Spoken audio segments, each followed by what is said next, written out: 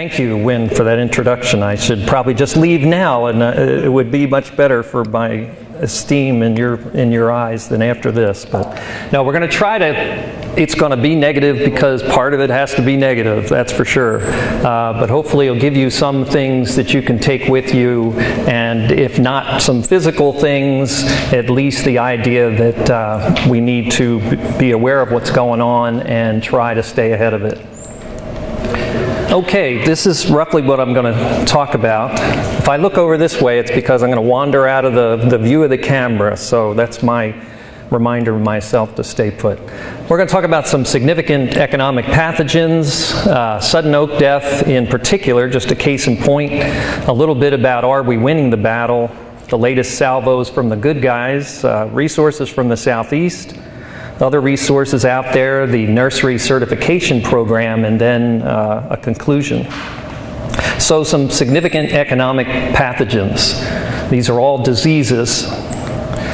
Here we have a list. If you start at the bottom, you see they're kind of grayed out. These things never go away. They come at us. A long time ago we had chestnut blight, but it doesn't go away. We still are dealing with that problem. Dutch elm disease, we still have that. And elm yellows, and on. The ones that are closer to the top are the ones that we're dealing with more so now for our nursery and landscape industries. At the very top there, I've got sudden oak death, and you'll see to the right of those words it says 45 proven hosts that this particular pathogen that causes sudden oak death is able to cause disease on 45 different hosts. That's an amazing, just one organism, okay? It's not just oaks, as some of you guys that, and ladies that have nurseries well know. Some of the information, this is just to show where there's some information about these. At the top again, just to note, next to sudden oak death, it says 137 regulated hosts. Remember the last slide said 45 proven hosts. There are now, as of March 1st, 2012, 137 hosts that the USDA regulates the movement of those plants around the country, okay? We've got Boxwood Blight, mostly on boxwoods, and on Pachysandra, 1,000 cankers, which was Jenny talked about. We also have chrysanthemum white rust, impatiens, downy mildew, gladiolus rust. All these are somewhat the new kids on the block. So SOD, are we winning the battle? SOD. This nursery guide came out in 2005. Now, the video camera is not pointing out into the room, so if I ask you a question, if you raise your hand or not, it's not being recorded somewhere. So anybody ever seen this publication before or know of this publication that came out in California, published in 2005, you can see on the lower left. Okay, Sarah doesn't count, but we have a couple people that are aware of it. Okay. The pathogen was identified in 2000. They got their act together, and of course this was done in California where the disease originated. But there's information that has been out there for at least 7 years to try to give nurseries a heads up on what this disease looks like, how to diagnose it or how to get it diagnosed, and then what can you do in the nursery to help or minimize your chances of acquiring this disease, or how to deal with it once you might have it. So this has been out for several years. This is the latest map that I could find as far as states with confirmed Phytophthora ramorum. That's the fungus which causes sudden oak death. You see on the left side you've got Washington, Oregon, and California, of course. It's in their forests, it's in their nurseries, it's also in their landscapes.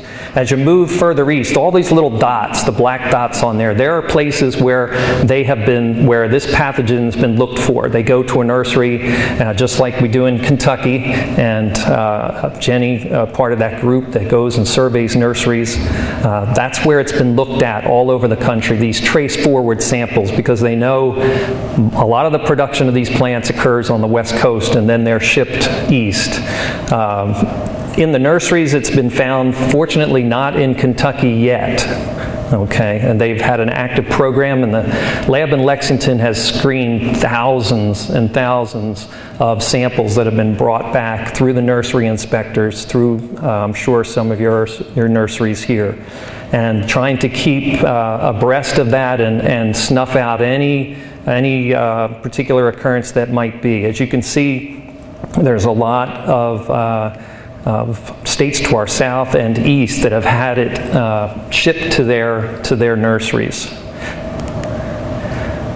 April 18th of this year, the USDA said, okay, we've been restricting the movement in this country, and now we need to start restricting the importation of plants that could harbor this particular host. So they are now going to require, the top of this one says it's now requiring specific countries to have in place an annual pest exclusion program that incorporates monitoring, sampling, testing, and validation process to verify the absence of that fungus in the place where those particular plants are being produced. Okay, so we're now reaching outside the United States to try to stop the importation of some of this material for two reasons. One being we don't need any more of this fungus here, and the other thing is that there's different strains, different types of this fungus that are found elsewhere in the world that are here in either limited amount or not at all, and we don't need to be importing other strains of this particular disease. So not only is USDA regulating in the United States, but now is going to require countries that ship material to get their act together and prove that their shipments are free. August 2nd, down here in the yellow area, it says, despite the progress made, P. ramorum continues to be moved around and has subsequently established itself in a number of retail and wholesale nurseries in several non-regulated states, and through these nurseries into streams and waterways. Non-regulated states means everything outside of Washington, Oregon, and California. And so, as you saw in that chart with that picture of the United States, wherever it had a little red lightning place, that's where it was found in that state in a nursery. And so you see it's moving around. So are we winning the battle? There's a website under the suddenoakdeath.org main heading. This is an excellent website. It's the USA Phytophthora nursery chronology. It goes back to 1983. Every single instance where this disease has been found is recorded in this document. And last month it says, to date, this year, Oregon Department of Ag has confirmed 11 positive nurseries, and it lists the various counties. Okay, so you can keep up with exactly who's got it where, and you know who your suppliers are. You know where they're at, if they happen to be from any of those states that are regulated, and you can keep track of that on this particular website. So are we winning the battle?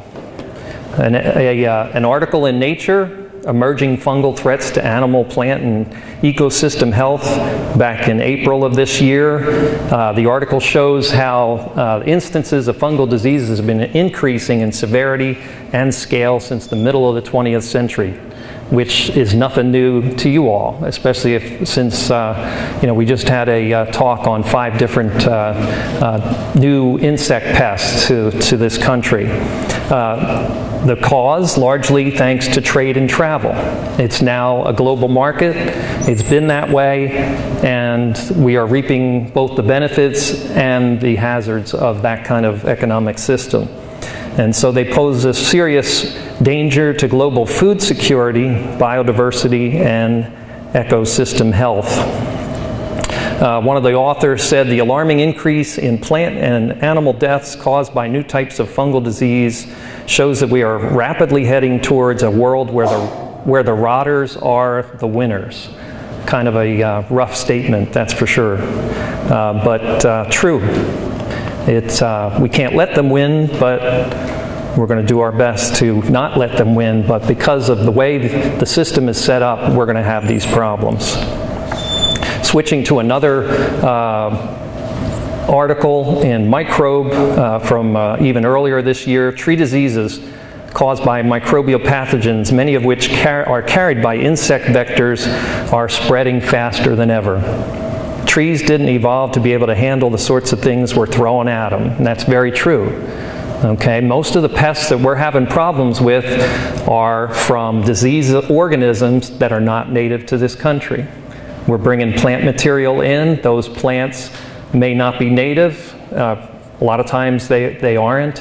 And they are harboring various pathogens that are moving to the plants that in this country, they didn't grow up with them. They're not used to them. They don't have any defenses against them. Okay? And so that makes it very tough. Things are happening so fast, we're beginning to see, you know, some dire consequences of this kind of activity. It goes on to say that these trees develop very slowly over time and more or less in isolation, both the tree or the plant and the disease at the same time. So they learn to adapt. Okay? But now we're loading it up against the hosts. So although tree diseases circulate along with their hosts, the increased rate of their development is forcing growers and researchers to respond rapidly, ideally before the damage occurs. And that's where we find ourselves. This used to be done at a much lower less rapid pace. Okay, we knew the diseases we had to fight, the apple scabs and the fire blights and the various leaf spot diseases and those kind of things. But now we're dealing with imported pathogens that just are running amok because there's no defenses out there. That becomes a real challenge. First, to detect where they're at, and then to make sure that they're not moving around. And even though they do move around, because it's impossible to keep them in check, although we try our best to keep these things in check, then to find out where they're at, what we can do about them. He goes on to just say we need a full toolbox of approaches to control these things, and these technologies include new approaches to diagnosis and evaluating tree diseases as well as combating them. So what are some of the things that the good guys, what are some of the things we're doing to try to limit the scope of some of these diseases?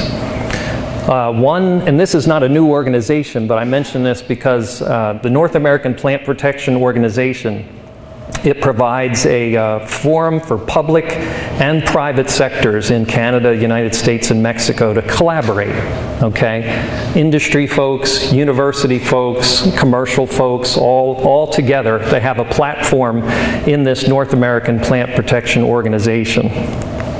And they have a really nice website where you can go on, and in the lower left there you can see all the recent posts of what's been happening with these new pests. And then it has a little flag of the country. The one in the first one down there for the United States mentions a Oriental fruit fly was eradicated in California, and has the date. This is a place where you can go and check up on all these new exotic problems. Now, I mention this group also because it just so happens that they are meeting. Remember, this is a North American, Mexico, United States, and Canada. They're meeting next month at the Galt House in Louisville, just, you know, on our back porch there. And if you just so happen to be able to go on the 18th, the last day of that meeting there, Thursday, October 18th, some of the issues in their symposium on issues and trends for the safe movement of plants. And a mark down here, two things. At the 1:30, you see this coping with emerging and established pests, the National Clean Plant Network. I'll talk a little bit about the National Clean Plant Network in a little bit. And then a talk from Lorene Levy, who is with USDA, one of the labs there in Beltsville that is at the cutting edge of trying to work out ways of diagnosing these, detecting these pathogens. And they're using this new procedure called Canary. We'll talk just a little bit about that as well. And then later on still that same day, that Thursday, October 12th, there's going to be a talk on Boxwood Blight and two North American approaches. Jeff Hicks from Pickett's Nursery in British Columbia, and a fellow from the American Nursery and Landscape Association. So this meeting is in our backyard, and it's going to be in October. One of the other things that we're doing, we have a national plant diagnostic network. This all came out of 9/11 and the fear of the threat of bioterrorism. And so it certainly woke us up to where we need to be coordinated amongst states and all through the nation. So Kentucky is part of the SPDN, the Southern Plant Diagnostic Network, which is then hooked into the National Plant Disease Diagnostic Network. It has really given a kind of a cohesive platform for us to exchange different techniques on diagnosing things, but also a way of communicating what's going on much more rapidly. What's coming, what are some of the bad things that are out there, and getting this information out to growers. And you see they have a newsletter as well, First Detector Network, and this article just happened to be on Emerald Ash Borer, Still on the Move. But that's another place where you can keep up with what are some of the emerging problems and where they're at and what's being done about it. Now, the National Clean Plant Network, I mentioned as a talk, one of the talks that's going to go on at that NAPPO meeting next month in Louisville. So this National Clean Plant Network was put into the Farm Bill that became law in June 2008. And what it is, it's a collaboration between 3 USDA agencies in order to for outreach and partnership, also to get the latest on the problems that occur on these plants and try to come up with solutions. I mention this because it says basic to the NCPN concept are stakeholder-driven, specialty crop-focused, clean plant governing bodies composed of interstate, state, university, all this stuff. But you read down, it says that it deals with fruit trees, grapes, berries, and cane fruit, citrus, and hops. Okay, well that doesn't sound like ornamental plants to me.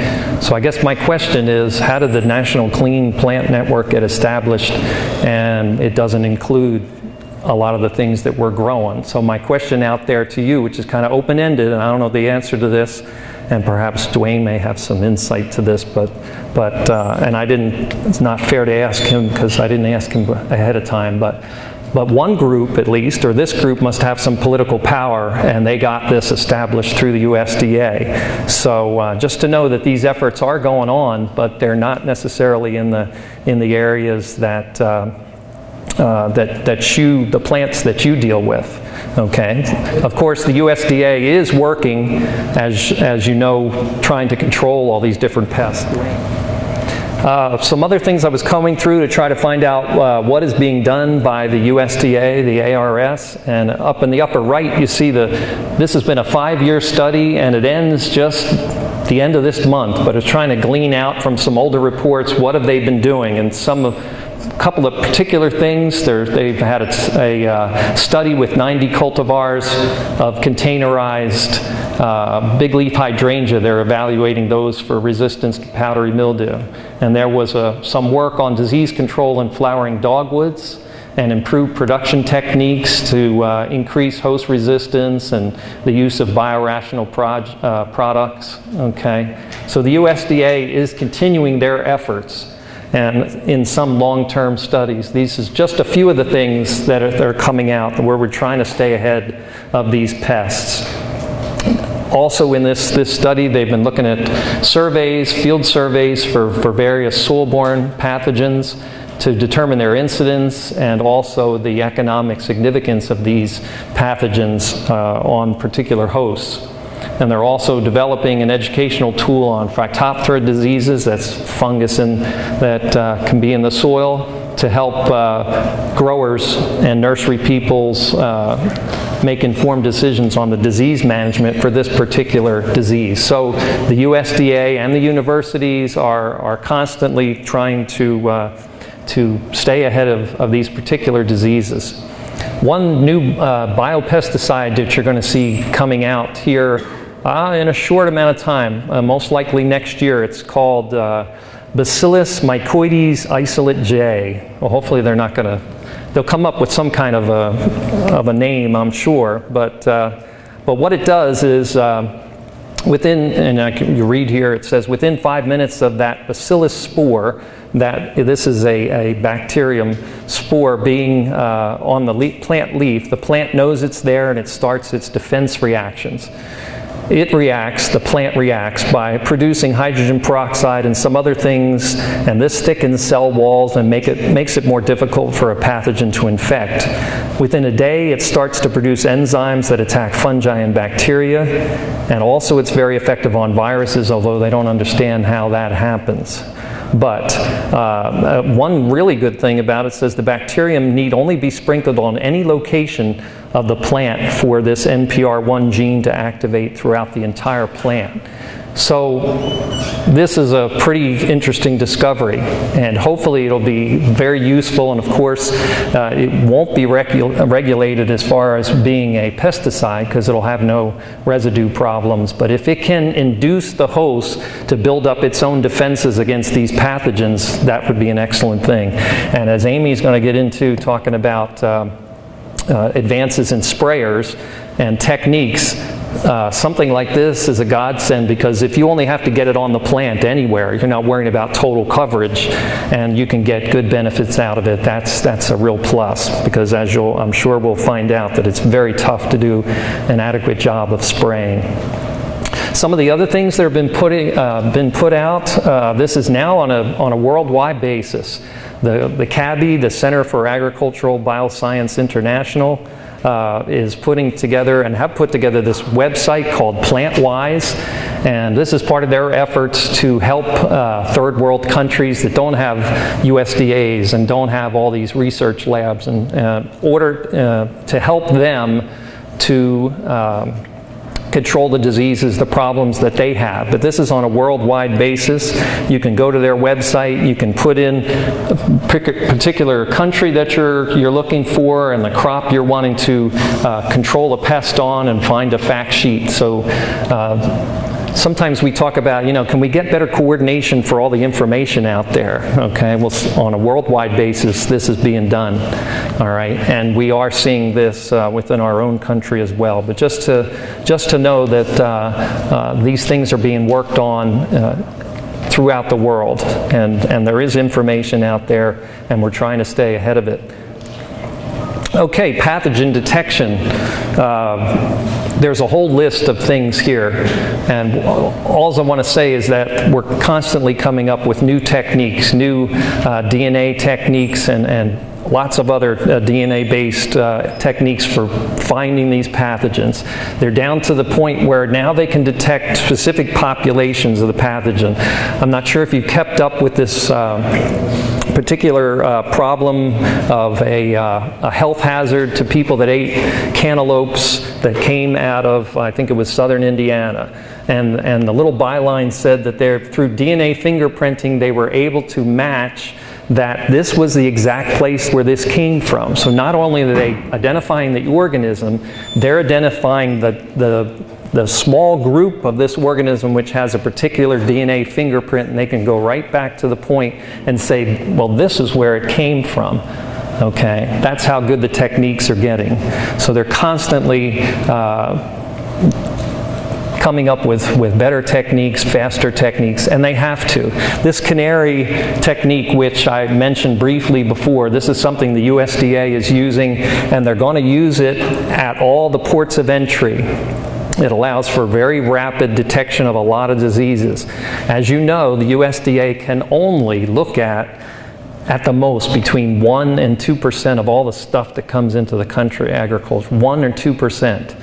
Okay, so, and even at that, they do an excellent job of finding these things coming in. But now if they have more tools to screen a large number of these different pests, and it can do it quickly, that would be a great boost to the industry.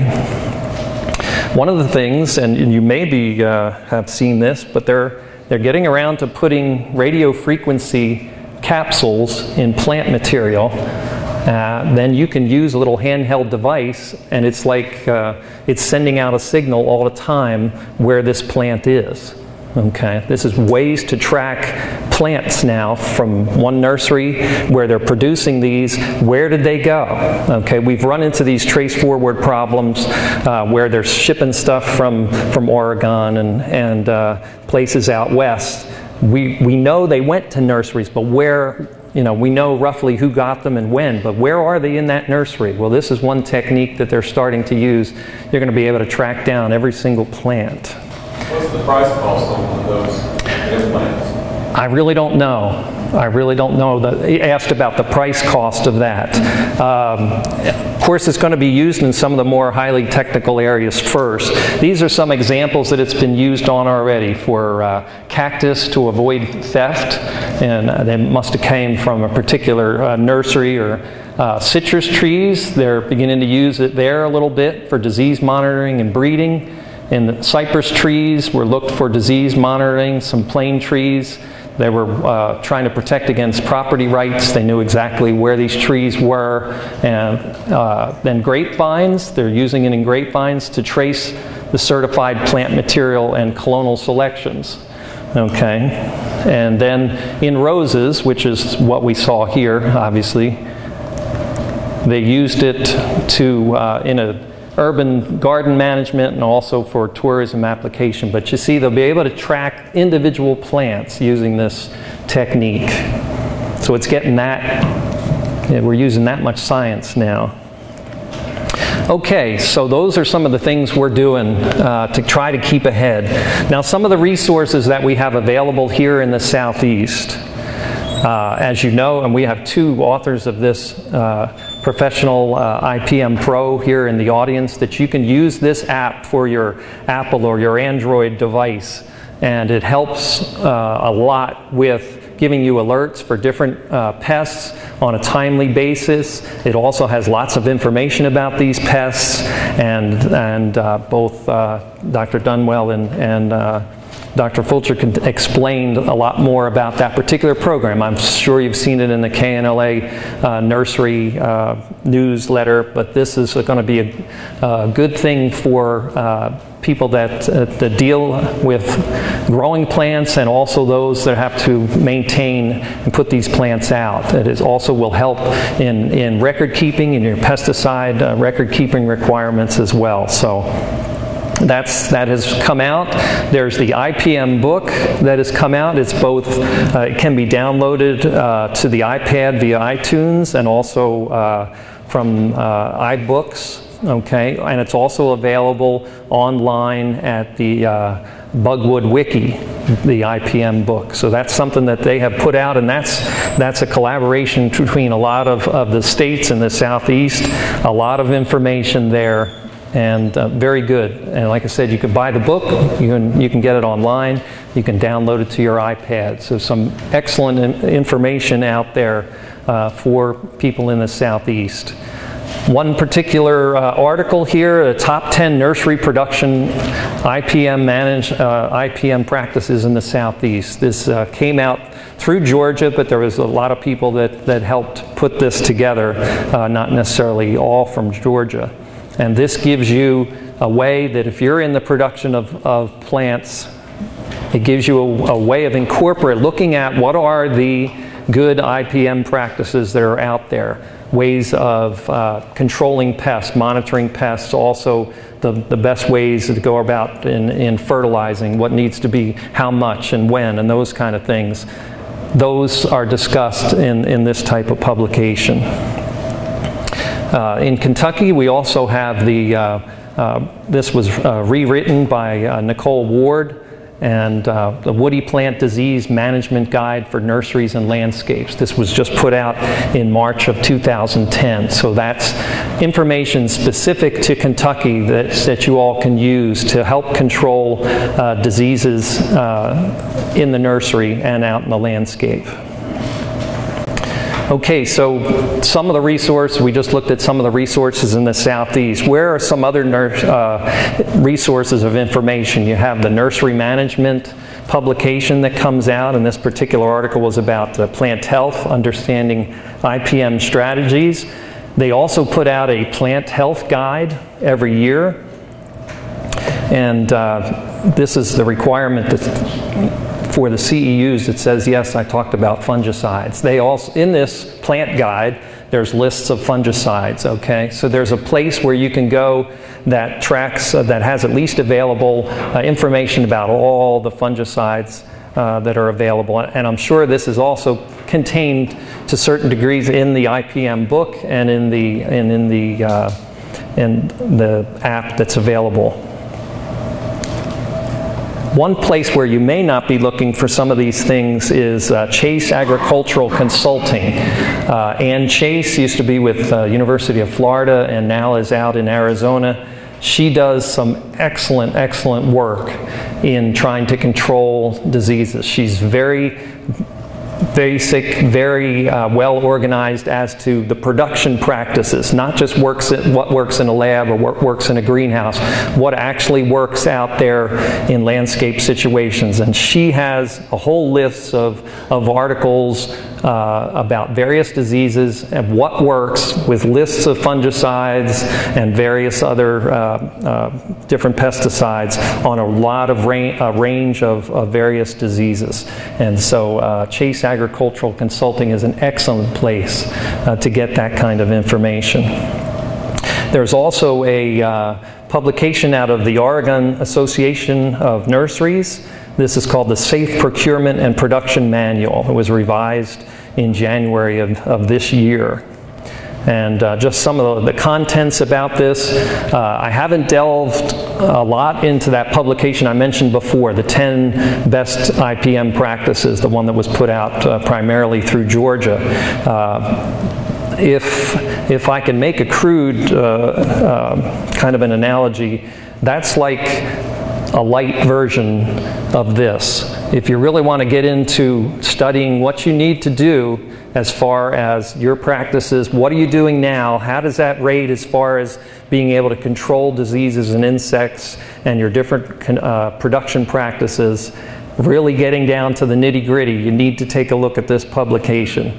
It goes through, it talks about it, it gives you a test to see whether you've learned about it. It also gives you checklists that you can use to check off, to go back and in your production practices to see how you measure up to what is recommended.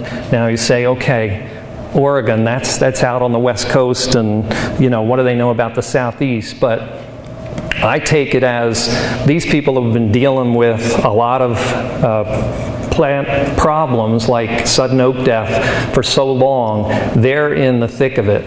You know, if anybody needs to control these diseases, they need to control these diseases, and they have worked an awful lot in the last dozen years to try to come up with the best practices. And so this document is, I don't want to say overkill, because it's all very useful information.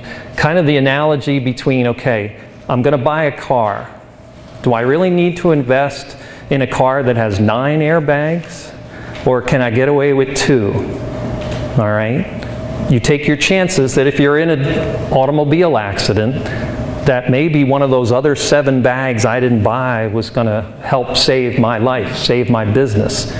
Okay? So go for the Cadillac. Try to do as much as you can to mitigate the problems that may occur. Okay, we've been very fortunate in Kentucky that we haven't had SOD, and we haven't had, but for very few instances, where USDA and other regulatory agencies comes in and says, well, you're not going to sell another plant this year because it's all going to be destroyed.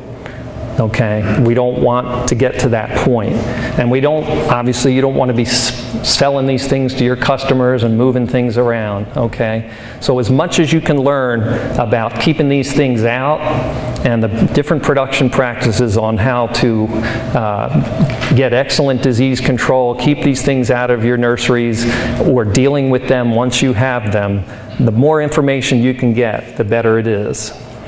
And just a little more about this manual. It was developed to give nursery professionals a ready source of information for improving sanitary and phytosanitary conditions at their facilities. Okay. So that's another source. The Nursery Certification Program. This is also mentioned within this manual, and it says the USDA, several states, and 5 companies are currently piloting a systems approach program for nurseries called the United States Nursery Certification Program. As of February last year, 4 nurseries in Oregon and 1 each in California, Washington, and Georgia are currently accredited to produce and ship material. That's what it's coming down to. You are going to have to be certified to produce certain types of plants, or you won't be able to sell them. This is where we're headed. So, just so that you're aware of what's going on. In the block, in the kind of highlighted area there, it says the United States, Canada, Mexico are moving towards adopting a requirement that all nursery stock imported from off-content sources be produced in approved systems. And I mentioned that before with the USDA coming in and now requiring other countries to show proof of their regulation, of their ways in which they're keeping these pests off of the plants they're trying to sell us. Okay, and the lower one says, thus, for the current level of international trade in nursery stock to continue, a significant amount of plant material will need to be grown using an approved systems approach. So they're giving you this systems approach that you could find online in this manual, and it's going to come down to being certified. And that's the way it's going. The labs are going to be certified to make sure that they can detect these pathogens accurately. Everybody's going to be certified to do a lot of different things, just so you're aware of what's coming down the line.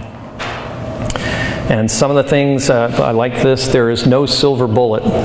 It's impossible to devise a single set of critical control points or best practices that would prevent all pests and pathogen in the entire nursery industry. It just doesn't exist. It'll never happen.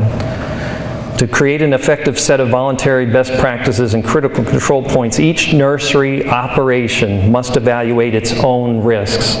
Every place has unique risks, whether you've got a pond out there or you've got places in your nursery production where water stands, and some of these diseases like caused by Phytophthora and all, when they grow wild, they really ramp up in those kind of situations. Know where your weak points are. Make sure that when you're bringing materials in, you isolate them first, okay, before they get into the rest of your stock. All those kind of things. Very practical things. Okay, so the conclusion, I hope I'm not running over here, am I? Okay. I've just been yapping here. So the conclusion, it says, are we fighting a losing battle? And in a moment of whatever, you take it as whatever, this is what I came up with. We will do only what we determine can be done with the resources we decide to provide. And what that means is we can't all do 100%. We can't all afford to do these things. And in lesser economic times, like we're just crawling out of now, we can afford to do even less. So we have to be smart with the resources we have and make sure we use them wisely. But we're not going to be able to control every single thing. We're not going to be able to stop every single thing from coming into the country, as you've seen with the last 2 talks. Okay, so what you need to do is learn to adapt. The plants are having a hard time learning to adapt. We're having a little advantage over them because we have brains and we're able to move around a lot more than they are and avoid the problems. But we need to stay ahead. If you're not staying ahead, you're going to be run over, unfortunately, in this business, because it's becoming very, very, well, even more competitive. But then these pathogens are really giving us a real wake-up call, these different insects and pathogens. And we need to stay ahead of them, and we need to do all we can, but know that we're always going to be dealing with them. That chart before that showed chestnut blight way down the line, we've had that since the early 40s and before. We've been dealing with that for a long time, but they never go away. We try to work at controlling them the best we can, but we need to learn about them and act wisely. So with that, I'll open it up to any comments, any questions, and we'll try to answer those.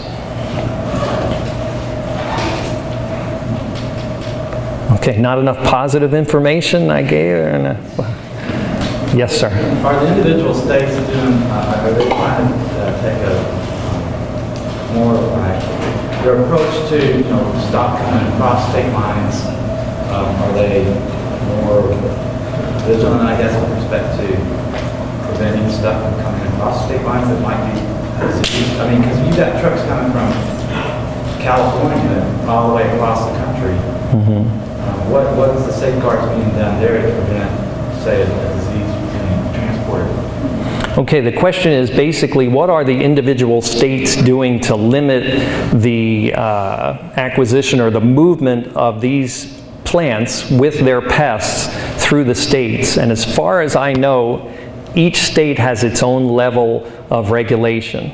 And Kentucky's happens to have a pretty low requirement for allowing plant material in compared to other states.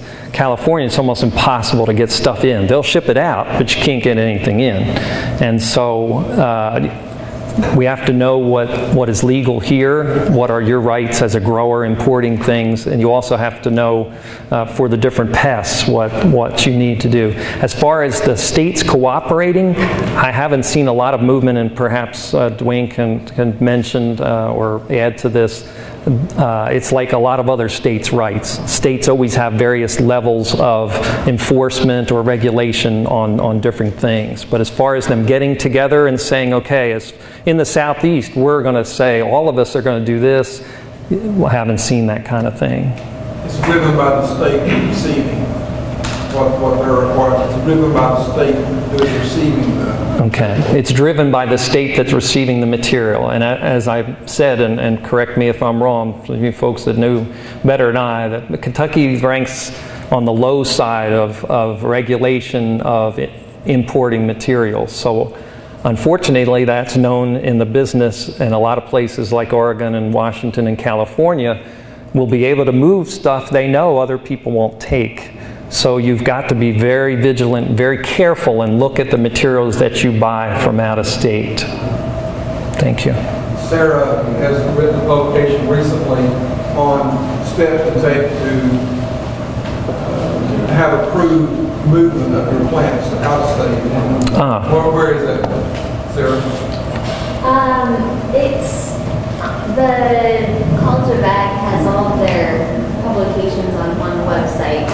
If anyone's interested, I can forward the actual article to you.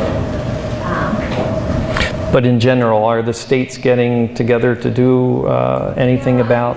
I think your answer is correct, that each state has its own regulations and that it is pretty much determined by the receiving state of how picky they're going to be about what they'll accept. And you're right that California it's almost impossible to get plants in, and that Kentucky is on the lower end of their regulations. Okay. Any other questions or concerns? Or also say that there are certain things that here in Kentucky that we can't move to other states, like there are quarantine issues with Japanese beetle. Like Colorado is pretty cautious about that, of receiving material that could be carrying Japanese beetles. So that's one area that there are certain regulations in place that certain steps have to be met before that could be sent to Colorado. That's just one example. Okay, Sarah makes a point about going the other way. We talked about importing plants into Kentucky, but there's also regulations you have to know. If you're selling plant material out of state to another state or even to another country, you have to be aware of their regulations. Sarah mentioned that Japanese beetle, there's regulations for that. There's also regulations on soybean cyst nematode.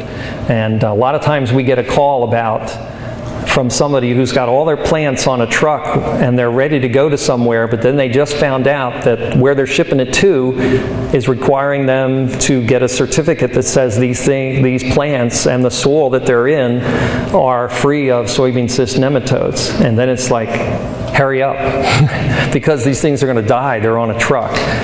please be aware of what the regulations are when you're selling these materials. Fortunately, we have a PCR technique that was developed by Paul Vincelli up in Lexington that we can get down to just having one cyst, and this test will be able to detect it. So, and determine exactly what type of cyst it is, because it's the soybean cyst that's regulated. There are other cyst nematodes out there. So that's just one of those things.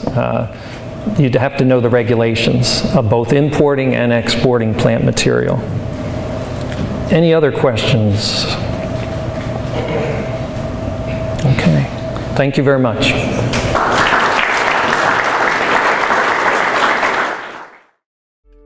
This video has been part of the University of Kentucky Nursery Crops web series. For more information on the topics discussed, please contact your county extension office.